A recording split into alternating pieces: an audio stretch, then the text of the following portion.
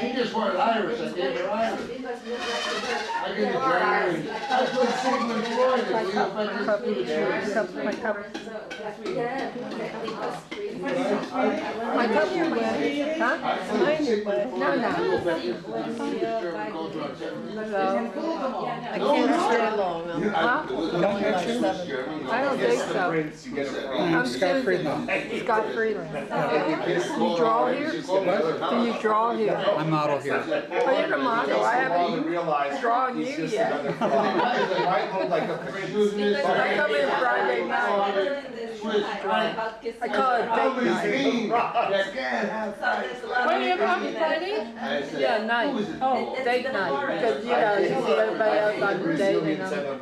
And then some of the artists used to go out and have a glass of wine and a oh, nice. Yeah, but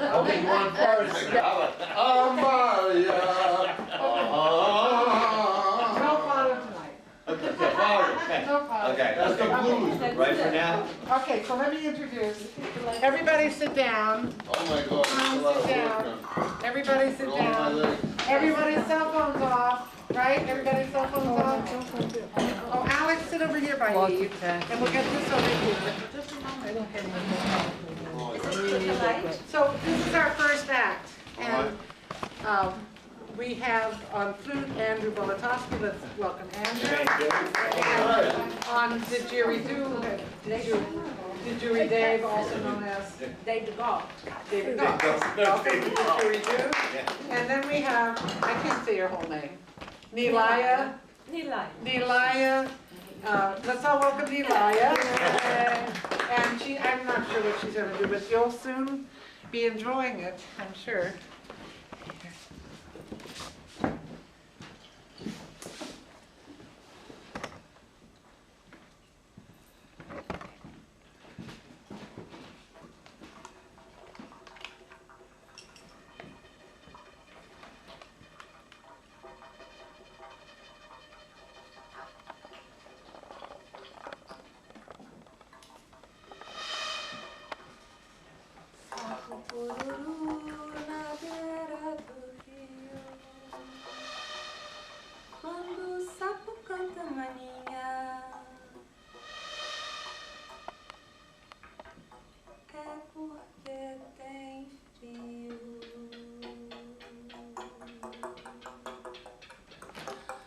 Once upon a time,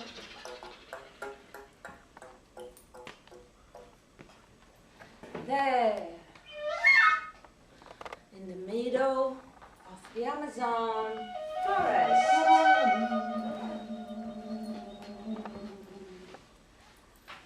for a teeny instant, the glorious moon was touched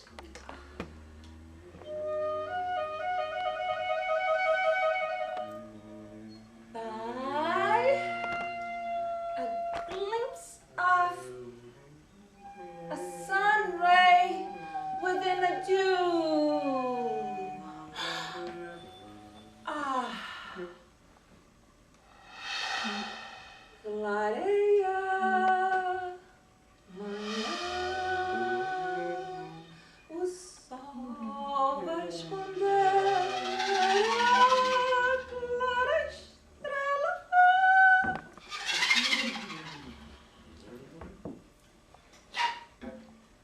They fell completely in love.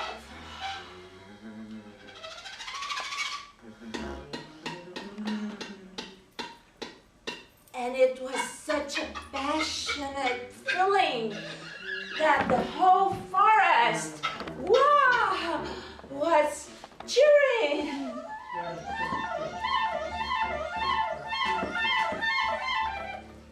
And the news spread out fast everywhere.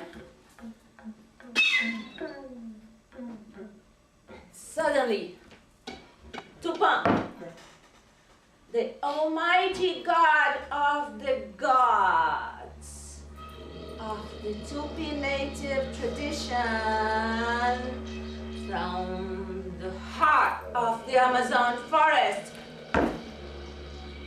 There, Tupa came down to declare marriage between the sun and the moon never ever would happen. Ah, meu doce amor, se ao menos eu pudesse provar-me de ti uma vez mais, essa longa noite escura, clara, seríamos apenas seres serenos em nós. Resoluta luto por não querer esse luto não, corro, não choro, corre. Meu choro por mim, choro por ti, porque choro, chamo, reclamo, clamo, caio na lama, chamas, sou a precisas de... Em chamas, danças, também até reluz azul. Com o céu a te cercar, esta redoma não vai te domar, estrelas virão te presentear, prestes a espocar, pecar e te pegar. Apagar a dúvida, apagar a dívida, voltar pra roda, voltar a girar, gerar mais luz, mais azul, azuis. E nós, véu e anel fiel, cruel a sorte, iremos suplicar reverter a passagem desta inerte paisagem. Verter refluxo, ver o fluxo, ter um pulso. Ah, the moon was so sad.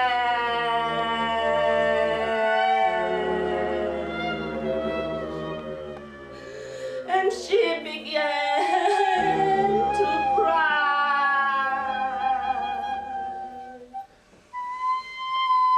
Her tears would come down all the way, trying to reach for the sun and come back again. And as she was crying, her tears carved earth so deep that a river appeared.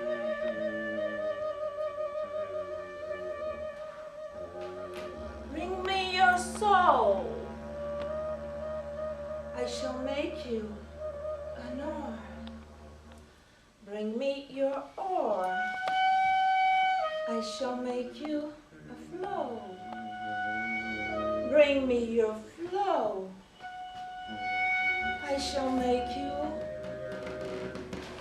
And like that, as the Amazon River started running out of the tears of the moon, some nights, sun and moon would touch and feel their love together until dawn. Sometimes light stirs myself into life.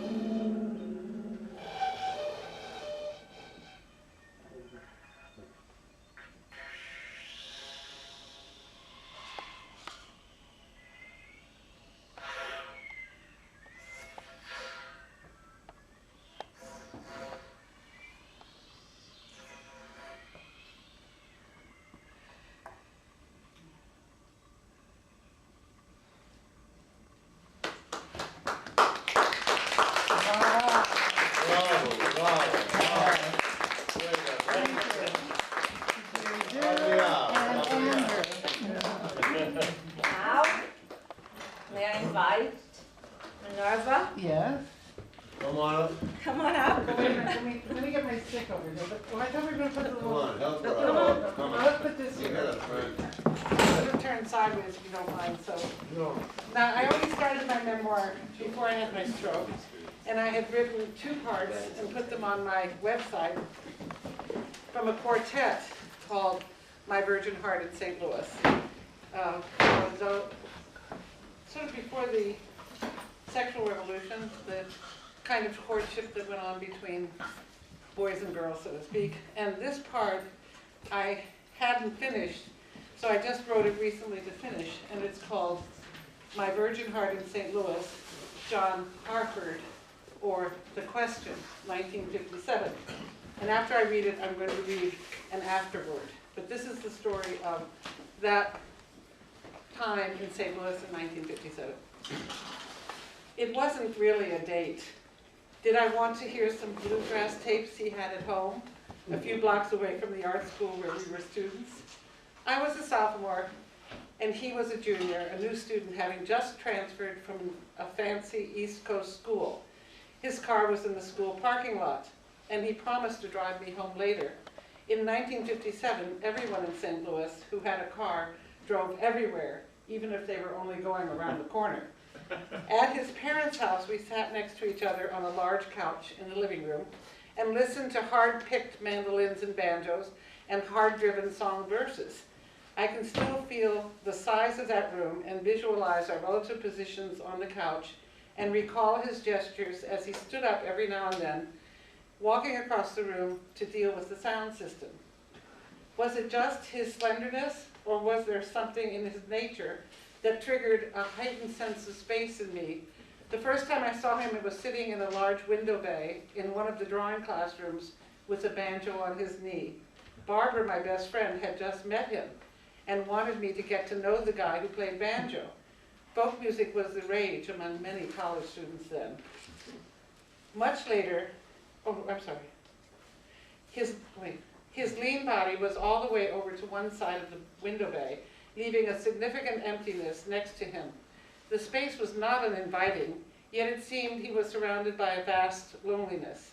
I considered, then rejected the idea of sitting next to him. I didn't want to intrude. During lunch breaks, he often picked his banjo, always sitting in one of the window bays and filling the room with music. It was practice for him, but entertainment for almost everyone else, because he was a superb musician. His father, a doctor, loved country music, he said, and the family drove to the Ozarks many weekends. He grew up crawling around at square dances under the feet of musicians. Much later, when he became famous, he no longer spoke like an educated city boy, but with a perfect country accent shot through with humility. He wore a fine country hat and casual clothes made elegant by a dark vest. His high cheekbones and the rugged bone structure of his face gave his small eyes and thin upper lip an expressive advantage, but for the most part his music was delivered with restraint, suggesting the deadpan attitude of a tough mountain man. He didn't credit his father anymore. Fair enough, he had reinvented his urban self and had become the real thing, respected and loved by every country musician that he respected and loved, and accepted by all of them as one of them. That day, so many years ago, he drove me home as he had promised that he would. We sat in the front seat of his car making small talk, heading west on Big Bend Boulevard. Just as he turned the car to the right to enter Northmore Drive, where I lived, he asked, "Do you believe in free love, Minerva?" I froze, unable to answer when the sexual revolution already happened, right? I froze, unable to answer him. The question hung in the air in the nearly palpable space between us while I tried to find an answer. What did he mean by free love, I asked myself. Was he referring to the anarchist idea that sexual relations freely entered into should not be regulated by law? Or to the idea that it's okay to have indiscriminate and irresponsible sexual relations with anyone at all, no matter what? Was free love a euphemism for promiscuous, I asked myself? Or, I wondered, was he asking me if I would have sex with him?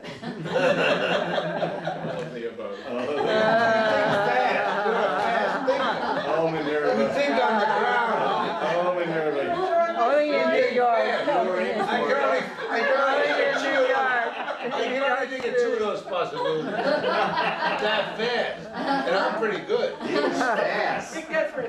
Having grown up in an all-female household, I feared males.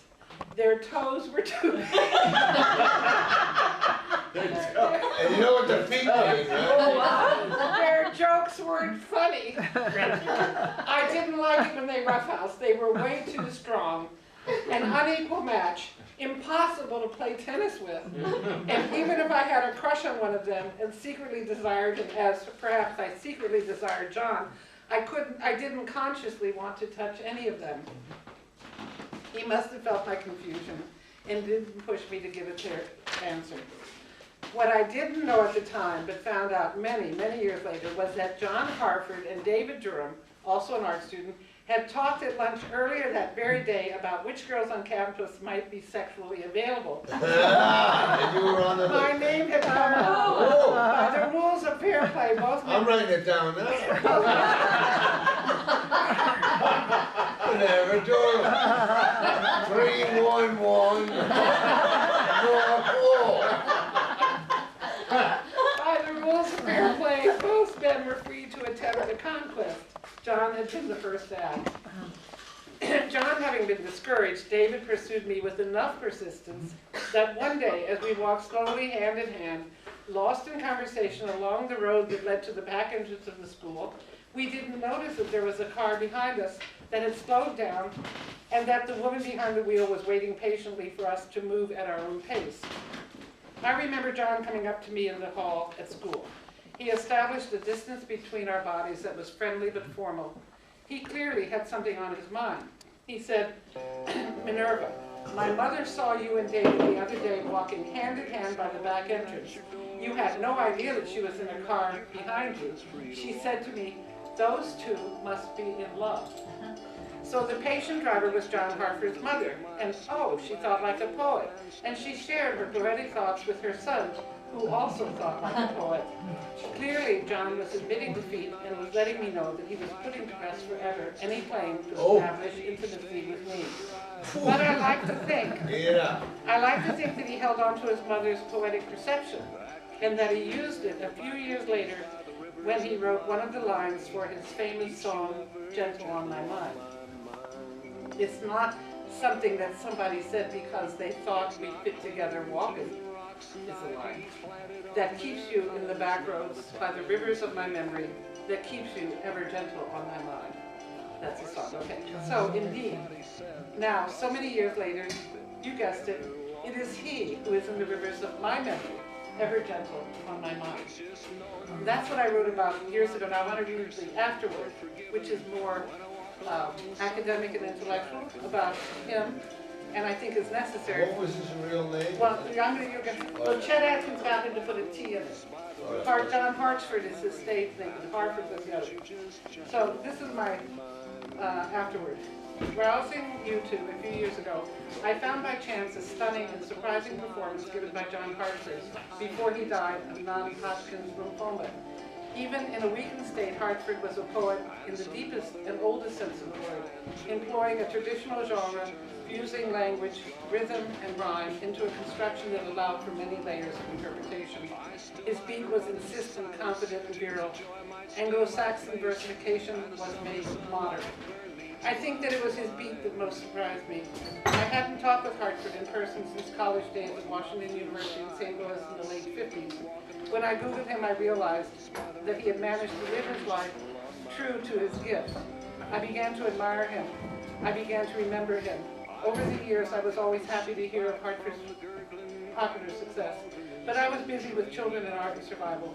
So I seldom thought about him and hadn't even bothered to listen to the words of his big hit, Gentle on My Mind, beyond the first verse. I watched him a bit on the Smothers Brothers TV show, where he once made himself into a percussive orchestra by tapping his body and cheeks and clicking his tongue. And while that performance moved away from traditional music towards acrobatics and vaudeville, it demonstrated how basic the beat was to all of Hartford's music. I went out of my way to attend a concert he gave in St. Louis in the 70s when he was beginning to play the fiddle more seriously than the banjo.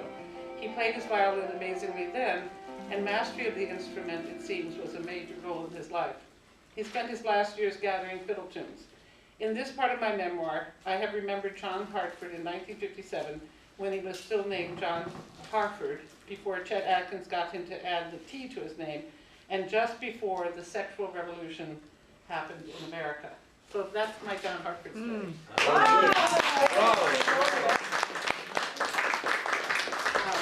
I knew you were gonna get to it.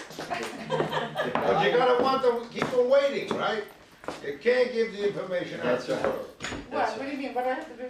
Should I edit it? No, you're No. fine. I did Just not. just keep the person's name out as long as you possibly can. Who, him? I Yeah. did keep, well, As long as you possibly can. You did very well. I actually asked. Yes. you asked if he was, yeah, because of the confusion. No, but make sure you keep it out. No, Just keep the people waiting to hear that, who it is. Did he marry and have children? Yeah. Remember, did he marry and have a child? I think you should send this to his child. I think it's such a wonderful well, wait, memoir. He needed And his mommy to help him find women. how he needed mommy to tell him that he couldn't have. Mommy had to tell him who was good. It's dangerous That's telling the television unbelievable. show. That's unbelievable. You get to a certain age, you do it on your own, you No, know? she didn't know that he had. it wasn't New York City. She just happened, she didn't know anything about that. She just happened to tell him she had seen two people walking. St. Louis, me and Okay, St. Okay, Louis, but I want to Louis. introduce the next one, Me. okay? Very good, you didn't get anywhere. Okay, so, He was immature. I met Dachine Rainer, while Bob De Niro Sr. was still alive, and I was spending nights while Virginia, his ex-wife, was in Montauk, and Dachine was in New York selling letters from Ezra Pound to the New York Public Library to get a little extra money. And she was going to stay over in Virginia, so she came up and had dinner and I met her. Anyway, we became very friendly. She was a writer and she really was fond of me and I was fond of her, but she wanted me to write letters and things like that. And I was just an artist at the time, so she gave me a book, and I have another copy that actually was the copy that she had given her first cousin Seymour Quast.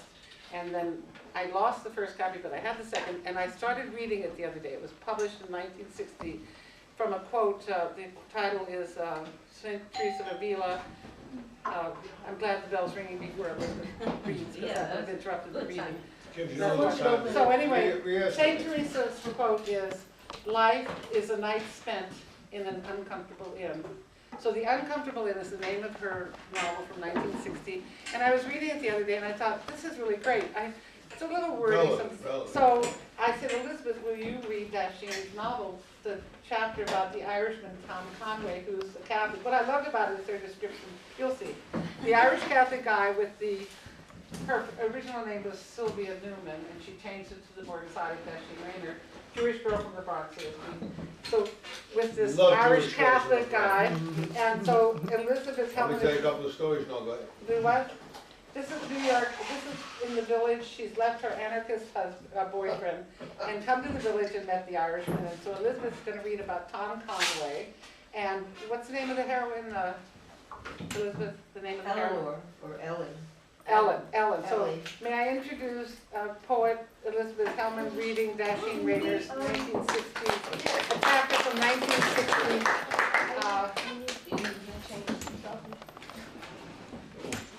Can you have a little more light? Not a lot. Yeah, we can just turn on the house lights. Well, not all of them. Okay. And you can face the other way. You don't have to face the light, you can face the other way. These are special grapes? Oh, by the way, just before Elizabeth starts, Grape leaves. everybody have get your wine right away before Want a Elizabeth starts. while, anybody we need to? You want to grab me a wine before she Come back, starts? come back. Come back to her. Come back to Well, her. I I'm sorry. Wait a second, no, I was I gonna like them so much. I did a great deal of editing. They're awesome, right? They are. But, maybe you might want a break, because this is a little Wine. long. It's all right, it's all right. Okay, ready? Is it gonna go to 11:30? No, okay, well, then we don't have to. You have a limit? No, no limit. No. No, I have some cognac, so I'm fine. I'm okay. Oh my God, what is I have to sing a that? lullaby in the middle of this. Makers, Stage play. whiskey, sherry. Is that, what is it, whiskey? It's cognac. Cognac. Oh my God, you have cognac. I wanna sit past it down. This is more practical. Huh? How much tape do you have? Oh, I got about a few for. You got 4 hours? Oh, Okay, this we're is only good. gonna be Okay. 20 minutes. Okay. Max. So, let me just preface this by saying that she has a baby, a little less than 18-month-old daughter named Angela. And as Minerva said, she's kind of separated from the father of her baby. She doesn't know how she feels about that. And she's met this man, Tom. She says, I'd actually met Thomas Conway a good many years ago. He was tall, well over 6 feet, more than a foot taller than I, and haphazardly joined. Louder. Haphazardly joined. There you go. Handsome, Uh-huh. dissolute, Oh, yeah. cynical, and impoverished. He became an almost daily visitor.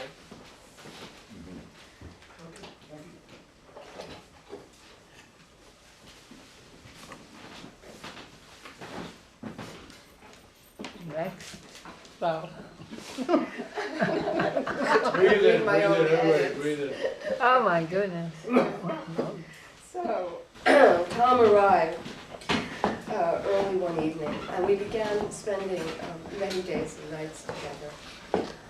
Eventually, I wondered whether I could tell him, and then decided not to, that I knew from the poetry I was writing that I had fallen in love with him. Louder. That I had fallen in love with him. Hold on, can't just read the record. Yeah. okay, yeah, Let her do let, her thing. let her do I her thing. don't wanna Yeah. shut you down, but Laura, Yeah. You want to You read should it? be in charge of the volume. breathe in, let's, one Go more ahead. time. Well, we have a lovely presentation tonight by our astute actor and comedian and extraordinary friend of Minerva Studio. Elizabeth. I'll show Thank it you there. so much. Okay, so, one evening, Yeah. late,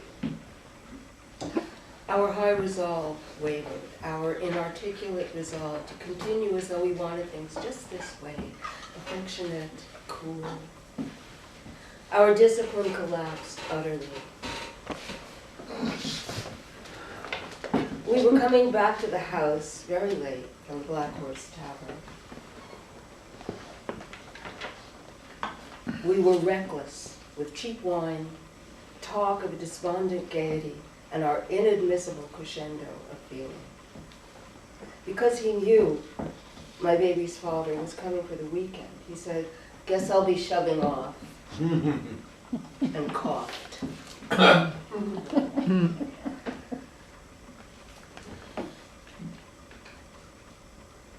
Why? Suddenly, each struck by a separate meteor. It might have been his God as well as mine that crushed us together, encircling us with his giant arm, his black head bending down to me, and I on my toes, our eyes closing against the blinding mistletoe of the ceiling light, and our lips sealed together against the intrusion of time. Not stone, not salt, nor flame, but a long, undulating wave. The kiss. His lips barely touching mine, but not forsaking them either, was light years long. Our hands, his so thin I could feel the bones and their connecting tendons, remained clasped together as our need for breath interrupted the kiss and our overwhelming desire usurped our need to breathe. He said, "Listen, baby, there's nothing in it. I'm in the clutch. There's no future in this. If I'd known how things were for you years ago, maybe. We can never get married." Married? I asked, stupidly. It always came as a surprise to me that Tom was a Catholic. And it startled me to see him bow the weight of his monumental mind toward the God of whom he could always think affectionately, with a certain curious intimacy, and even with scarcely veiled resentment. "So, You got the screws on me, old boy, but never with any doubt, and never with frivolity. His God meant business. He laid down the law, not only for one and all Catholics, that nebulous entity, but for him, Thomas Conway, in especiale. He was the ultimate reference to Tom's every act, wish, thought, and his God had said, no, no, you better not. And I couldn't say, cut out your heart, your brain, and be free to love me. I couldn't say, look, Thomas, you've got the wrong God. Mhm.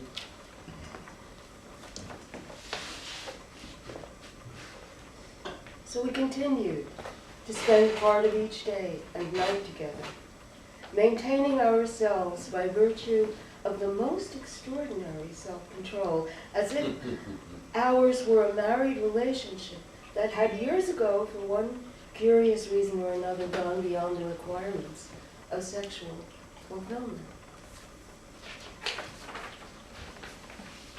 So one evening, Tom got the fireplace going, and we heard my babies cry. I said, I'll go. I want to practice this lullaby I was composing for her. I chanted it over and over, repeating, revising as I swayed with Angela on the black rocker. It was the first time I had composed verse and music simultaneously. I was giddy with the effort when I came out of the dark room. A fire was blazing in the living room.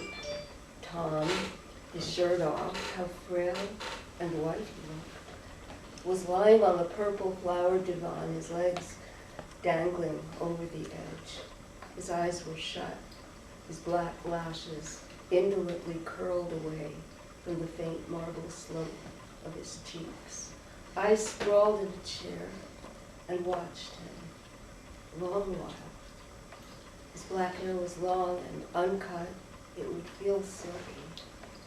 His brow was wide, his nose prominent, his lips not full enough. To someone not in love with him, Tom might be considered homely. Beauty in the eyes of the beholder. Thomas Conway lay on the huge purple flowers of the divan, radiant with beauty, emanating from my eyes. I couldn't tell. He looked up, he said, how'd it go? I mean, the lullaby. Pretty good, I think.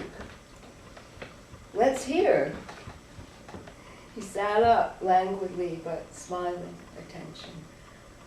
Well, it has to be sung. So, well, it has to be sung, he echoed me. So sing it. Well, all right. Okay. Night music for Angela, I announced. Embarrassed. Upon the black horse of midnight I ride, and I ride. Darkness before me I ride, and I ride. Dark sky above me, the earth far below. On the black horse of midnight I ride, and I ride. On the black horse of midnight, the darkness before me, drifting asleep, the round arms around me, the deep feathers drifting on the rocker we ride, the darkness behind me and black on my side. On the black horse of midnight I ride, and I ride. Dark song unraveling the blackness like wool, and the thick black mane moving the air at his will. The light hard upon mine, the rocker we ride. Dark sky above me, the earth far below. Upon the black horse of midnight, I ride and I ride. Whoa. Thomas said, great. Couldn't do better. Do you like it? Most people are not polite about poetry. Sure, I like it. I couldn't do better. Have you written poetry? Never. And it's the dismay of my life. Seems I didn't have the right sort of adolescence. What did you do? I was a hood. He made it sound tough. What's that? Oh no. He laughed at my ignorance without meaning laughter. You are innocent. A hood's a hoodlum. What did you do? I stuck up whorehouses. Oh, no. It sounded unreal. Why whorehouses? Because they couldn't call the cops. Pretty low, huh? Like I say, I didn't have the right kind of adolescence. My childhood wasn't so hot. And you come right down to it. Everyone likes to talk about their childhood. So Tom had held off all this time, and now I listen. My mother died when I was 18 months old. I never got over it. I don't suppose anything's happened since then. Nothing. That isn't connected with her going away and leaving me. I wondered how he could sound that bitter with that ring of immediacy. He wasn't echoing a psychological text. But weren't you too young for it to mean anything to you? Maybe. If there'd been any substitute, I might have got over it, but there wasn't. I was moved around from relative to relative. And then I got sent up to an orphanage and left there as soon as I could. He sighed. I finally got it figured out, why I had so many women, and why as soon as I got one, I left her. I was getting my revenge against that first woman who left me. His bitterness frightened me. Have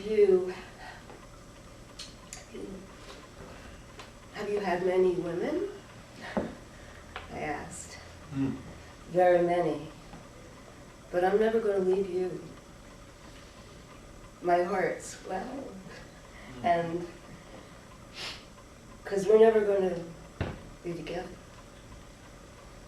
My heart burst, splintered. You know, he began after a silence. Come here. He interrupted himself. He swung his legs onto the floor, making room for me on the divan. Come here, sit here. I sat down beside him on the divan and looked at the fire. You know, he was looking at me earnestly, disturbingly. I think you're the only person I never would have left. I guess that's why I'm never going to have you. One doesn't leave love. One renounces it. You're my renunciation.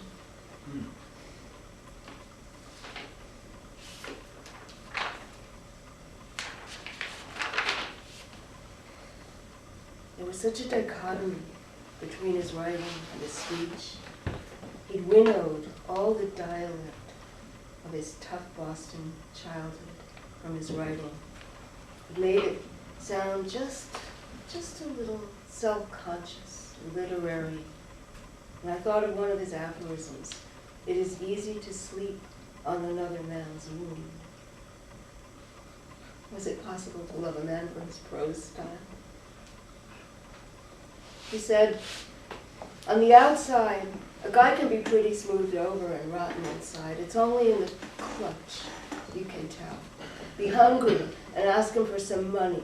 Be lonely and ask him for some kindness. Ask him for a job. Ask him to forget he's in the rat race. Just ask him to be human.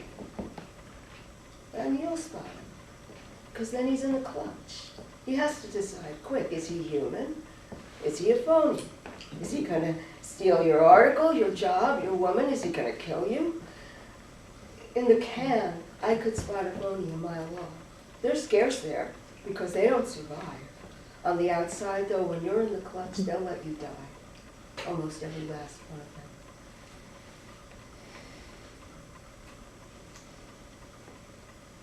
Tom,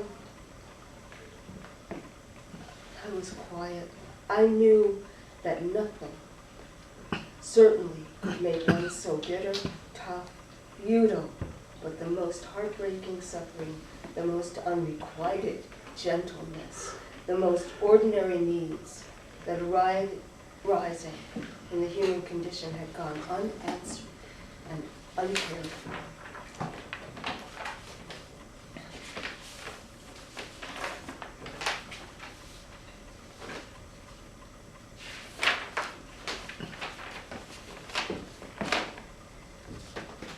So, Tom said, you know, I'm still what they would have to call a believing Catholic. This is complicated, but I haven't fallen away from the church because of some private reasons. You haven't fallen away from the church. It's fallen away from you. What solace can it offer you when your life will be so at odds with its dictums? He said, I will have done the best I can. But this is our life, Tom. I realized he had chosen wrongly. There is heaven, he said. Heaven is here. But I had no hope of swerving him. It was final. We sat in each other's arms in a torpor of desire, not sexual desire, that too, but desire to begin leading a life together, a life we had only now begun moving away from. And then, it's as if I had gone blind. I began caressing his head, tracing the features of his face, the shape of his bones, committing them to memory, for when he was gone I would be blind. And the only sight I would have would be in my fingertips. And so I lightly moved them over his lips, his ears, his cheeks, and smoothed his waving hair so that the slight pressure of my hand would always be resting on his head. I didn't want him to forget me. I didn't want him to forget what might once have been possible. Only once we loved like this. And I was counting on his heaven to remember, to arrange eternity for us. Or eternity, even so, seemed a poor thing in comparison to the present we might have had together.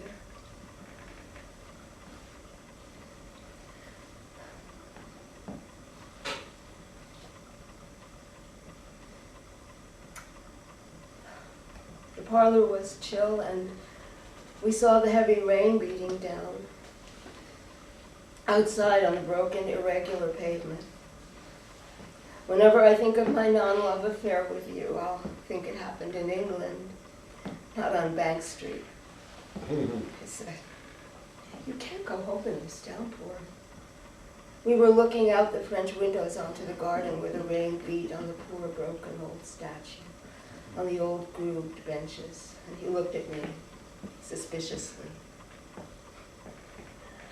You can sleep in the bed next to Angela's crib. Mm. Or, I added, only partly in jest, you can sleep with me. You're not someone I can just sleep with. Mm. I'd never go home.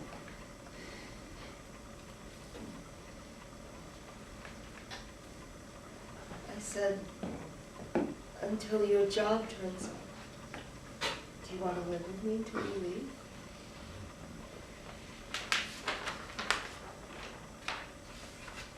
Mm.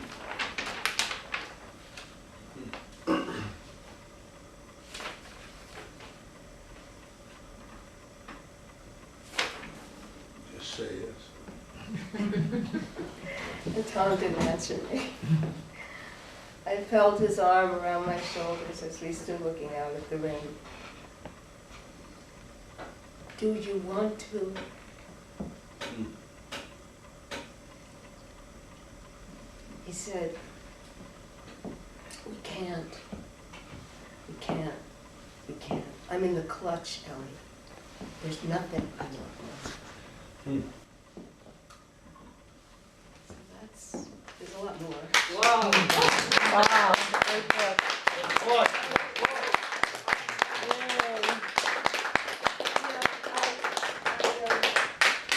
I thought of a song that would be appropriate for them. But, I don't have any voice Oh, yeah. left. Oh, Should I try it? What is some cognac? You said it, bro. You said it, you're so clever. Well, it's very helpful. I can always take a drink occasionally. Well, I thought of it because What's the song? it's called Rainy Night House. It's a Joni Mitchell. What's it called? Joni Mitchell song, Rainy Night House. I thought of it because of the rain at the end of this. Uh-huh. Okay, let's hear it.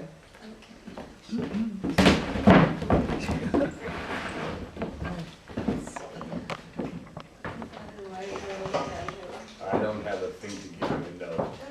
Okay. Just take one that thing here. That's it. It'll all work out, don't worry. You did fine with the other song. It was great with the other song. Thank you. Yeah.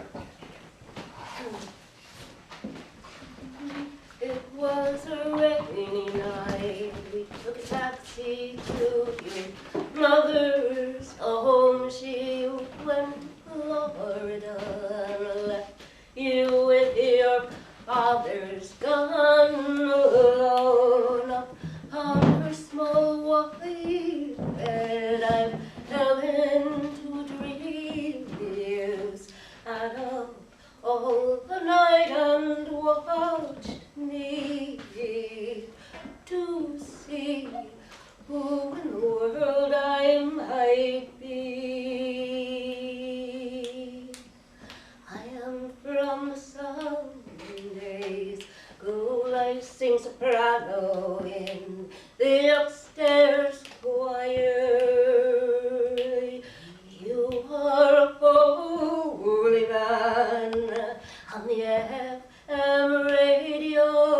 I sat up all the night and watched thee to see who in the world you might be. You called me beautiful, you called your mother, she was very tanned, so you packed your tent and you went to live out in the Arizonas, and you were a refugee from a wealthy family. You gave up all the golden factories to see who in the world you might be.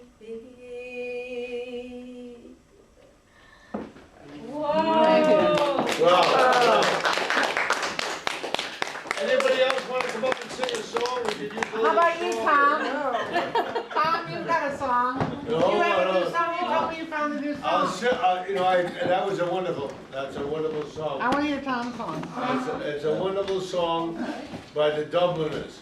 And but I Okay. always, unless I really heard 100 times, I always fuck up the rhythm, but That's okay. Let's hear your what the song. hell is the name of it anyway? Someone to Love Me. Okay, go ahead.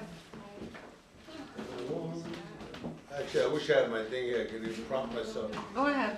But hold on, it's I don't know if you know Mr. McKenna from the Dubliners. And when he sang this song, they called him Romeo McKenna. His name is not Romeo. I want someone to love me, somebody to call me her own. I wish there's someone to love me, I'm weary of sleeping alone. I wish I had someone to love me, someone to call me her own, someone to sleep with me nightly. I'm weary of sleeping alone. I wish I had ships on the ocean that can sail straight over the sea and bring my true love over the ocean and bring her right home to me. That's not the end. I wish I had love on the ocean that drag him right back to me. No, let's go back again. I wish I had someone to love me. Oh, I wish I did. I'm tired of sleeping alone. Now you do it again. No, do it again. I wish I had someone to love me. Someone to call me her own. Someone to sleep with me night and day. I'm weary of sleeping alone. And above beyond her fucking, what do you call it, propaganda about me. I'm an actor. I can do any language. I can do any language, any state and country, as long as the money's good. What's the propaganda saying you're New York Irish? I'm Irish. I'm not Irish. You're not I'm from Irish. Broadway and 195th Street.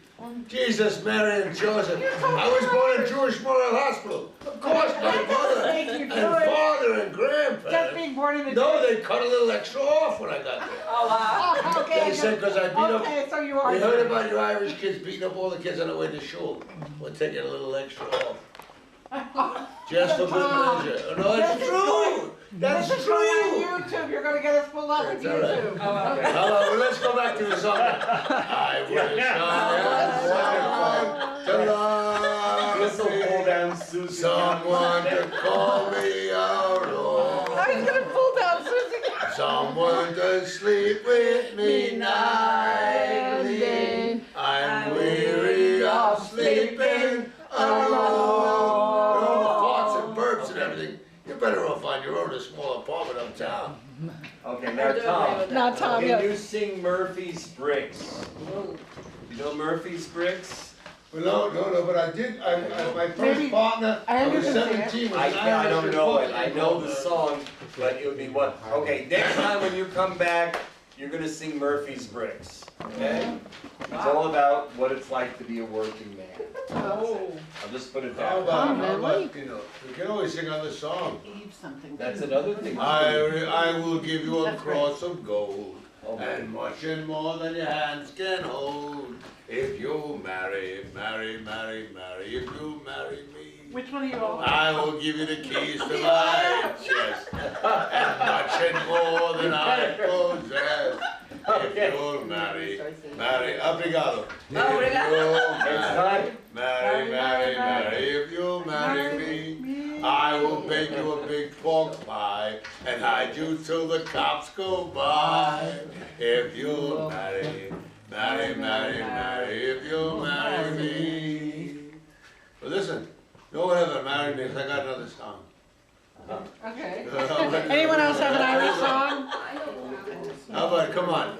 What's the one?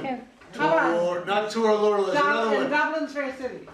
No, forget No, about that. no. That's like singing Danny Boy. Oh, please. We gotta Oh, get no. a good one on. Hold We on. did it we one gotta get- day. The best Danny Boy I knew an old saint. He lived out his days in austerity. His manners were curious and quaint. He lived out his days in audacity. He said tra-la-la-la-la-yay and tra-la-la-la-la-yally. Said tra-la-la-la-la-yay, said tra-la-la-la-la-yally. He was fond of casting his hook out above the young fishes. He was fond of casting his hook out among the young fishes, singing tra-la-la-la-la-yay, singing tra-la-la-la-la-yally, I tra-la-la-la-la-yay, sing tra-la-la-la-la-yally. There was a maid who looked at his hook, and she could get, oh no, my God. He actually threw into a lake, you don't want to hear it. No, He it's drowned nasty. at the end. Okay, we'll move on to the next song. Okay. I think this He is drowned in wonderful. the lake. I think it's wonderful. We have all these. And Brendan Beacon said, and I wish a copper had caught him.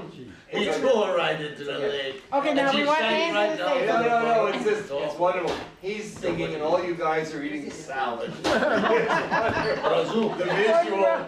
The visual is great. And I think it's, Gave him $1,000 and Be sure to get us I think it's salad. time for the young lady to get back to Brazil. And then the father died, so we were in. Good, really good salad. Right. Watercress. Okay. That was wonderful. Did you rehearse a little bit before? Survived very well. You didn't, you just did it automatically, all those little As soon as I found out this dude was gonna be in it, I said, now I feel safe. Oh yeah, you were great, both of you. Because I was quite concerned, but when I found out he was gonna be there with his thing, I didn't know which one of you was making a sound. Because both of you could put the, both of us were doing what do you call it, the wind sound. Yes, you go back a way. Yeah, I went back and forth, but I couldn't tell. It was wonderful. Because it was totally tubular. It was like Fluxus in the 70s, Great show. right? But it was great. It was, yeah, that's right, that's what we were doing. We're both veterans of the same organization. Oh, which one? And we both got through it a lot. No. Which one? She was in. The American Festival of Microtonal Music. Oh, Microtonal, yeah. Yes. Yeah, well, we both did it. It's Johnny, what's his name? Johnny Schweingrund. Were you in that New World Symphony? I don't know. Creation of the World. Did Jury Dave in Creation of the World? That symphony.